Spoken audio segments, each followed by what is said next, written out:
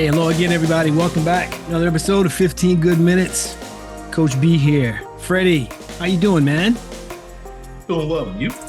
I'm doing good. LB, what is happening, man? As the young people say, life be lifing. Oh, that's a new one. That's a new one. I ain't never heard that. Oh, you ain't heard that one? No, I ain't heard that. I ain't heard that. My niece is 20, 21.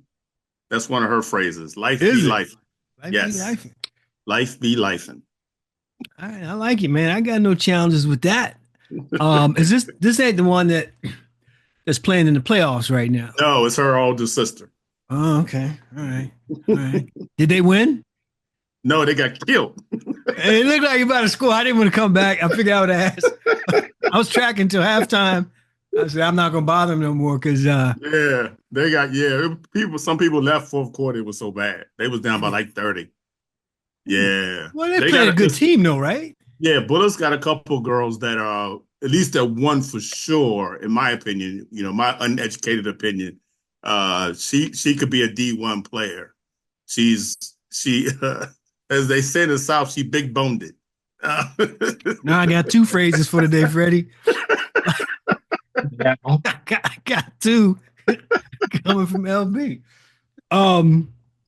That's good. Yeah, I got a basketball topic today, sort of, kind of, but it's NBA related, right? And what I want to do is I want to talk to you guys about three teams in particular in the West because now that we're in March, the regular season should be ending soon, and then you got those 4 or 5 months worth of playoffs, however long that goes. But there's three teams in the West that I'm interested in to see what you have seen since they've made some acquisitions and lost some people. Dallas, Golden State, and LA.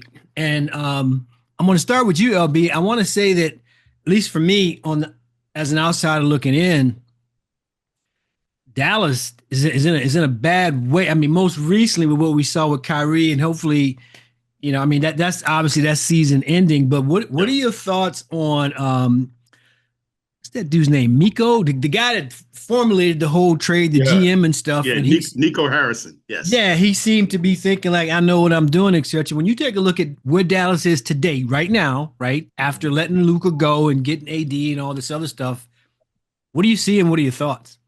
They're in a free fall, to put it mildly. So Unibrow, or I guess he's not called anymore, AD is out.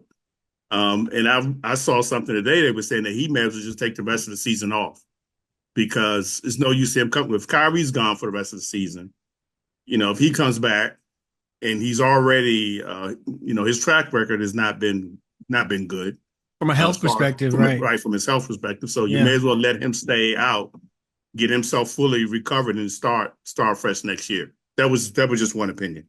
I believe Derek Lively is out. I'm not sure for how long, as well as Gafford. He's out as well. Again, I don't know how long they're going to be out. They got 20 games left. I went through their schedule. They got about 20 games left. Most of the teams have about 20 games left in their season. Nico, I'm sure he might be on pins and needles. Well, but before I say that, I take that back because of the new ownership that's in the new majority owner of Dallas. His string might be longer than we think it is. He might have more. He might have some more wiggle room there. I don't know because it's not Mark Cuban. Is that what we're saying? Right. That's It's a her. It's a her. Oh, it's a her. Yeah, it's a her. Yeah. Right. So let me ask this, Freddie. Have you heard either of you, have you heard the conspiracy theory about the whole Luka trade and all that and the casino and the other? I have. Mm-hmm. Yeah. So I don't know if that's it's interesting. I don't know if I don't know where they go right now. With the injuries that they have, and they get, like, again, it's about 20 games left. 10 of those games, they should be competitive and maybe even win without Kyrie. But even then, what does that get you? If you get into the play-in game. Right. I think it's contingent upon the health of AD, Lively, and Gafford. I think it really depends on them. Guess what? Clay is all NBA player, all-star. He's not the Clay he was before, but there's still some talent there. If you can get PJ Washington, back healthy, you still have Spencer Dinwiddie. You have guys that have played and contributed at high levels in the league on the team, and I think it depends on their health. Now, if Gafford and Lively are going to be out, then to me, I don't think it's much of a reason to put AD through that. And I hate to use the word tank, but you tank for a better, draft position. And then you use that asset to build. I think the biggest thing with Dallas is honestly, it's not even with the AD injury, Gafford, Lively, and I think the biggest thing now is with Kyrie, right? Because at the pace that he was playing, they were probably going to extend him this year, this offseason. Now, now he has a player option for next year. I would venture to say with his injury, he'd opt into that player option, right? So now it's if you're Dallas, you're looking at it. Do I really want to extend him this offseason knowing that he may not be close to himself until probably January, February of next year? And, I think that's the biggest thing with me as it pertains to Dallas right now. I think a lot of stuff that we're talking about is why the hell would you trade a generational player in the first place? Vegas, Dallas, bring him to Fredericksburg. Why would you be the catalyst to get rid of him? Now, he'd been hurt off and on a little bit this year as well. But I think I think there's something in there that was stirring that we may not have um, the full amount of information on because um, and I'm not saying anything against AD, but AD's older. AD to me is not, he's not a Luka in that sense. And I've always called AD soft. I called him soft in New Orleans. I called him soft at the Lakers. Every time he go down, I'd be like, here we go. Yeah. And so now, I think one of those two LB will be back. I don't know if it's Lively or Gafford. One of those guys will come back. I think Clay's playing well. I think you play it out to a point. You have to have, if I'm Jason, I've got a date in my head that if we're not at whatever point, either health wise about whatever, I'm scrapping and no harm, no foul. I'm not going to have somebody stressing both physically and in every other way to try to get to a point, to Freddie's point, where we're not going to get very far. When you look at what the old man and his crew is doing in Los Angeles, what are you seeing with those guys? 8-2 in the last 10 games. And they're playing small ball too. They don't really run a center at all, which is interesting. I think that when they get to the playoffs, they're going to need somebody to go against. If they play Denver, they got to have somebody go against Nikola. And I looked at their schedule too. They got 22 games left.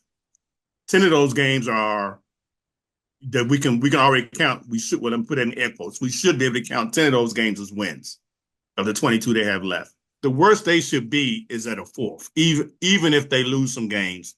LeBron hit what, 50,000? Was it last night before last? Last night.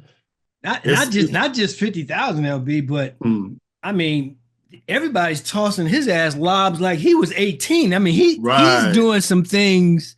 It's still incredible. It's every time they talk about him, it's hard for me to fathom how long he's been playing and playing at this level.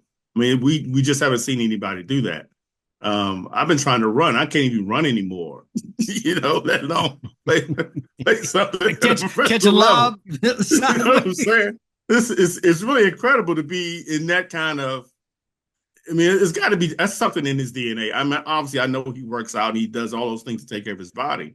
But there are a lot of guys in the NBA, all professional sports, that are doing all those things that LeBron does to try and stay healthy, and none of them have succeeded to that level.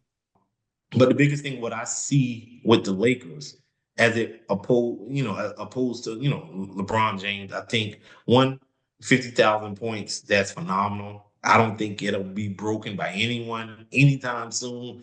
I think it's a combination of health and his IQ and luck. He hasn't sustained major season injuries and stuff like that. So kudos to him. But what the biggest thing that I see with the Lakers now, and I think Brian Windhorst said it earlier, and I said it in the barbershop, last week. What I'm seeing is you see energy. Brian Windhorst said, LeBron believes. Now, because when you look at it with prior to the trade, LeBron was pretty much orchestrating the offense, right? Now you got Luka orchestrating the offense, and now you still have Reeves, who's a good guard. He was out last night, but Reeves can still score. So then now you got LeBron, who can kind of freelance and pick his spots and things of that nature. So I think with Luka, it kind of helped energize everything to where with AD, they loved AD, they liked him, but it put too much on LeBron at 40 years old. Two things. One, to your point, LB, about how he can play the way he plays. I'm talking about LeBron at this level. I appreciate the IQ and the sheer athleticism that he has, coupled with the work ethic. Mm-hmm. To me, there's only been a handful of people that had that work ethic. Kobe was one of them. Mm-hmm. Magic was actually one of them as well. My concern, if that's the right word, with them is depth. And because all these NBA series are 7 games, how long can he go? I think for them to advance, to your point, LB, to get to the conference championship, I think he has to do well, obviously. Oh, yeah. Mm-hmm. And you have to be, this is going to be a test of Redick. You got to pick and choose your moments. I would definitely rest him when I didn't need him. Yeah, because 100%. I have to play the long game at that point, but I am pleasantly surprised with where they are. Last one I'm going to ask you about, LB, are the Dubs, the Golden State Warriors. They finally got Jimmy Buckets. Jimmy can be a unique individual, but it looks like on the surface that even they are playing well. So when you look at Golden State now with Jimmy Butler there, what do you see and how far do you think they can go? Well, the same thing. They got about 20 games left. I looked through their schedule. They got 10 sure wins for sure in that schedule. 9-1 since Butler got there. Wow. Okay. Didn't know that. Yeah. So the thing about them that I honestly can't put my finger on, other than it's got to be the intangibles that Jimmy brings that has helped them, because it's not like he's, scoring 35, 40 points Correct. A game or whatever. And maybe it's just his presence, his toughness, somebody else other than Draymond beating people up, intimidating people. Now he's got a bro brother to elbow people and all the stuff that they do. But I really don't understand how they are winning with Jimmy, because I honestly, just when I haven't seen them play, so I'll be honest, I haven't seen them play. So I'm just looking at highlights and looking at stats. I don't know what he's bringing to the table that, dare I say, Clay didn't bring, or somebody else could have rolled, somebody else could have filled. To me, it's a mystery. Maybe Freddie knows. I think I do. Okay. What a transition. Everything that you said, that toughness, but I think the biggest thing that he's bringing to the Golden State now is that number 2 option, being assertive. Andrew Wiggins, I think Andrew Wiggins is a phenomenal player, but throughout his entire career, he's never been assertive. What I think Jimmy does is, like Steph, I don't know anybody outside of Steph who moves so much without the ball, especially in the NBA. He's going nonstop, and I appreciate that. And I think that's why he's a great catch and shoot guy. Previous people that did that, Reggie Miller did that. Mm-hmm. And what's the guy's name, Freddie, that was always injured? I loved him. Played for Kentucky. Rex Chapman. Rex Chapman. Yeah. Oh, dude, that same style of play, coming hard off them screens, the hands are ready. Jimmy moves like that too. So I think the residual for Steph is that, okay, these teams, and what do I say? My number 1 complaint against the league is nobody plays defense. Mm-hmm. Well, now 2 guys on the other team better play defense, because you got 2 cats that are moving. What I like about Jimmy, though, I don't put him in the same category as a Clay, because Jimmy will finish at the rim. He is trying to Freddie's point, he's getting to the line because he's attacking that thing, right? And again, just a different style of player than Clay. And then lastly, I'll say maybe his energy, Freddie, is better. You know what I mean? Like he's playing somewhere that he wants to play. I don't know what it is, but you've seen it in other sports when players decide, I don't want to be here no more. Next thing you know, the mental gets kind of askew. And for whatever reason, that's what I think happened in South Beach. But his happiness quotient, and to your point about what Brian Windhurst said about the Lakers, I'm seeing that also with Golden State. He said the same thing. Yep. Yeah.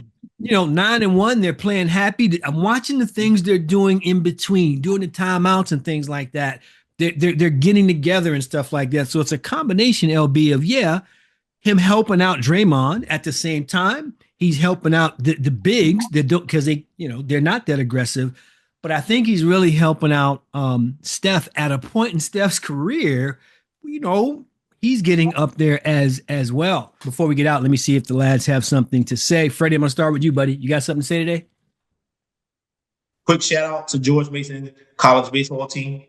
23 runs in one inning?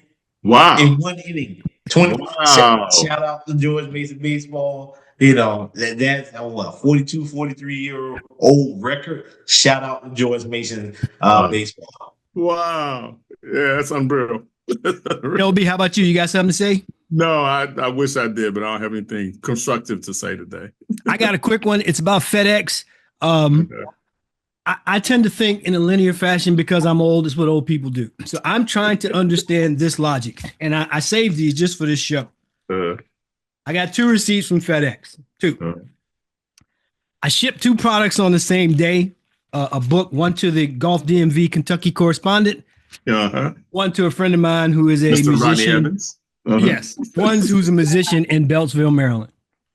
Both cases, I have a program with FedEx do 2-day shipping, right? They tell me it will get to Kentucky in 2 days. It gets there in 1. I'm in Fredericksburg, Virginia. I got no problem with that. The musician, the drummer, lives in Beltsville, Maryland. When I follow the tracker, first it goes to New Jersey. No, I'm sorry. It goes to Baltimore. So they done passed his house in Beltsville, Maryland to Baltimore. A day and a half later, we've already blown through the 2-day window, LB. It's in New Jersey. Like, that's where it's supposed to be. And I'm tracking and it says, okay, next up, we're going to Maryland. He just got it yesterday. Wow. So I don't understand FedEx. They left from the same place on the same day for the same rate. The same thing that weighs the same, nothing changes. Yeah. Why would the one that's closest to me take 5 days and the one that's in another state get there in 1? I got no idea. It makes no sense to me. I'm a linear thinker. I don't get it. That's probably Elon Musk and the Doji. They probably got something to do with the logistics of that. It doesn't cost me anything different, but it sort of kind of does if I have people thinking that something is coming in 2 days and it's taken 5, not because of anything other than the fact that they sent this shit to New Jersey. He doesn't live in New Jersey. But there you have it. That's all I had to say at this point. We will get together next week. I want to highlight 3 more NBA teams. We may have Mr. Wonderfully Excellent back. He's in San Diego today. Whether he is or he isn't, we will keep things up. So thanks for watching, everybody. Thanks for listening. We're out. We'll see you guys next week.